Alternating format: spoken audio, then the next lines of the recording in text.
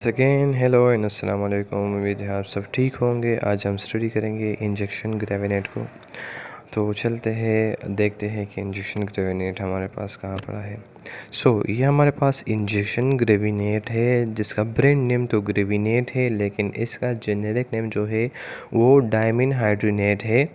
और इसका फार्मूला जो है मॉलिक्यूलर फार्मूला वो C17H2NO, C7H7, C7N4O2 है। इसकी जो अवेलेबिलिटी होती है हमारे पास वो है ये 50 mg/ml में आता है। ये इसका स्ट्रेंथ होता है, जबकि इसका जो सोलेबिलिटी होती है वो slightly soluble in water and freely soluble in ethanol होता है। ठीक है, ये हमारे पास इसका स्पेसिफिक पीएच होता है जो कि 6.8 से लेकर 7.3 तक होता है।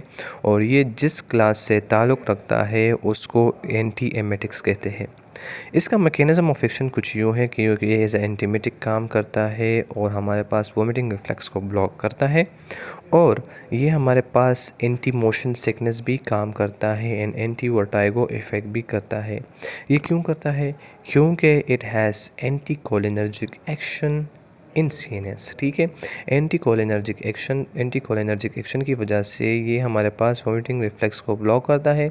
एंड सेकेंडली ये हमारे पास कीमो रिसेप्टर ट्रिगर जोन पर फंक्शन करता है CTZ पर, जिससे हमारे पास इनहिबिशन होती है वेस्टिबुलर स्टिमुलेशन की।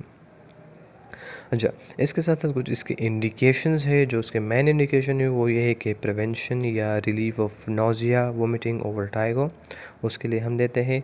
ये हमारे पास सिम्टम्स इसके रिलेटेड होते हैं जब हमारे पास मोशन सिकनेस होती है या पोस्ट ऑपरेटिव रिकवरी होती है या किसी ड्रग की वजह से नोजिया होती है यानी ड्रग इंड्यूस नियाजिया। और यहाँ हमारे पास जो होता है लेब्रेंटाइन डिस्टर्बेंस, यानी ईयर में जो हमारे पास जो केनाल है वहाँ पर फ्लूइड डिस्टर्बेंस होती है, तो उस वजह से भी होता है। ये हमारे पास मेनियस डिजीज़ जो कि एयर रिलेटेड डिजीज़ है। ठीक है, इस वजह से भी हमारे पास ये होता है। फिर हमारे पास इसके कुछ एक्शन है, यानी इसका इफ़ेक्ट कैसे होता है। तो आईवी में ये इमीडिएट इफ़ेक्ट देता है। ओरल में हमारे पास ये 15 to 30 मिनट्स में इसका पीक इफ़ेक्ट होता है, जबकि आईएम में ये हमारे पास 20 to 30 मिनट्स में अपना इफ़ेक्ट करता है। इसके फिर कुछ कॉन्ट्रा इंडिकेशंस भी है जो कि हमने जहन में रखने हैं। वो है कि हाइपर सेंसिटिविटी वाले पेशेंट को नहीं देना। जो पेशेंट MAOS थेरेपी के साथ हो, यानी मोनो अमाइनो ऑक्सीडेज इनहिबिटर्स ले रहा हो पिछले 2 हफ्तों से, जो पेशेंट ग्लाकोमा के साथ हो, जो पेशेंट हमारे पास क्रोनिक लंग डिजीज़ के साथ हो, जिस पेशेंट में प्रोस्टेटिक हाइपरट्रोफी या प्रोस्टेटिक हाइपरप्लेजिया हो, या जो पेशेंट हमारे पास 2 साल से छोटा हो या 2 साल की उम्र में हो, उसको हमने ग्रेविनेट नहीं देना है। ठीक है, फिर हमारे पास इसके कुछ वार्निंग साइन है। फर्स्ट ये कि ये एब्यूज़ काज कर सकता है, हेलुसिजेनिक एंड यूफोरिक इफेक्ट काज कर सकता है। हमारे पास कार्डियोवास्कुलर पेशेंट जो होते हैं जिसको हाइपरटेंशन हो या इंट्रा इस्केमिक हार्ट डिजीज़ हो, उसको नहीं देंगे। हमारे पास जिस पेशेंट में एंडोक्राइन डिसऑर्डर हो या थायराइड डिसफंक्शन हो, जिस पेशेंट को GI अल्सर हो, जिस पेशेंट को प्रोस्टेट हाइपरप्लेजिया हो, और जिस पेशेंट को हमारे पास इंट्राओकुलर प्रेशर ज़्यादा हो, उसमें हमारे पास कॉन्ट्राइंडिकेटेड है, कॉशियसली देंगे। जिस पेशेंट में हमारे पास साइकाट्रिक प्रॉब्लम हो, यानी वो साइकाट्री रिलेटेड सब प्रॉब्लम हो, या जिस पेशेंट में हमारे पास रिस्पायरेटरी डिप्रेशन हो, उस पेशेंट को भी हम ये नहीं देंगे। इसके हमारे पास जो एडवर्स रिएक्शन होते हैं वो हमारे पास डिस्यूरा होता है या यूरिनरी रिटेंशन भी हो सकती है, इम्पेयर्ड कोऑर्डिनेशन भी हो सकता है, हाइपर सेंसिटिविटी भी हो सकती है। हमारे पास इसमें ड्राई माउथ भी हो सकता है, डायरिया भी हो सकता है, टेनाइटिस, वर्टिगो और एरिथमिया भी हो सकते हैं।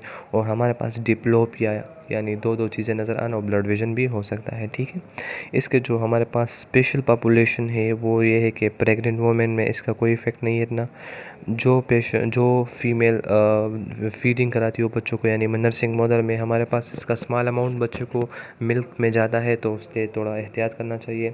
लेबर एंड डिलीवरी में इसका कोई इफ़ेक्ट नहीं है। ठीक है, हमारे पास बड़े पेशेंट यानी जीरियाट्रिक्स में इसको मतलब ध्यान से देना चाहिए, क्योंकि वो उस पेशेंट में फाल भी कर सकता है और उस पेशेंट में हमारे पास जो है डिफरेंट इफ़ेक्ट कर सकता है। आई मीन कि पेशेंट जो होगा वो उसको कन्फ्यूजन होगी। ठीक है, दूसरी बात ये कि पीडियाट्रिक्स में हमारे पास ये हेलुसिनेशन काज करता है। ठीक है, साथ साथ इसमें हमारे पास कुछ ड्रग इंटरेक्शन है, तो barbiturates, alcohol, mono amino oxidase inhibitors और अमाइनो ग्लाइकोसाइड्स में इसके ड्रग इंटरेक्शन इसका होता है, जिसमें अमाइनो ग्लाइकोसाइड्स में इसमें ऑटोटॉक्सिसिटी ज़्यादा होगी, बारबिटूरेट्स अल्कोहल और MAOI में इसमें हमारे पास इसका इफ़ेक्ट ज़्यादा होगा।